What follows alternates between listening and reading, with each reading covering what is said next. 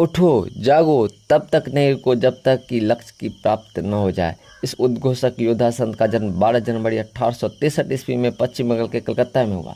पिता विश्वनाथ दत्त कलकत्ता उच्च न्यायालय के वकील थे। वहीं मां भुवनेश्वरी देवी धार्मिक स्वभाव की कुशल गृहिणी थी। उनके बाबा दुर्गाचरण दत्ता 25 वर्ष में परिवार छोड़कर साधु बन गए थे। 9 भाई बहन में छठे स्थान पर रहे स्वामी विवेकानंद के बचपन का नाम नरेंद्र था। दशनामी संप्रदाय के मानने वाले स्वामी विवेकानंद के गुरु ठाकुर रामकृष्ण परमहंस थे।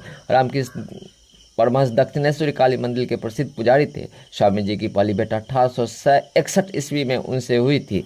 अपनी पढ़ाई पूरी करने के पश्चात शिकागो जाने से पूर्व 1892 में दक्षिण भारत में अवस्थित कन्याकुमारी का दर्शन किया।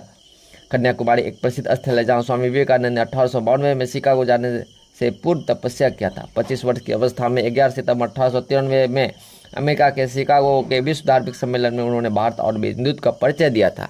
अमेरिका से आने के बाद 1 मई 1897 में ईस्वी में हिंदू समाज के सामाजिक उत्थान के लिए रामकृष्ण मिशन की स्थापना की। विवेकानंद के परम शिष्य के रूप में एक आयरिश सामाजिक कार्यकर्ता, लेखक एवं शिक्षक स्वामी जी की शिष्या भागिनी निवेदिता बनी। इनके जन्म दिवस के अवसर पर 12 जनवरी को राष्ट्रीय युवा दिवस के रूप में मनाते हैं। उन्होंने कई प्रमुख पुस्तकों की रचना की जिनमें राजयोग, कर्मयोग, ज्ञान योग, भक्ति योग आदि है। अरविंद घोष, सुभाष चंद्र बोस, जमशेदजी टाटा, रविन्द्रनाथ टैगोर तथा महात्मा गांधी जैसे महान व्यक्तियों ने स्वामी विवेकानंद को भारत की आत्मा को जागृत करने वाला और भारतीय राष्ट्रवाद के मसीहा के रूप में देखा। उन्होंने कहा था कि सच को कहने के हजारों तरीके हो सकते हैं, फिर भी सच वही रहता है।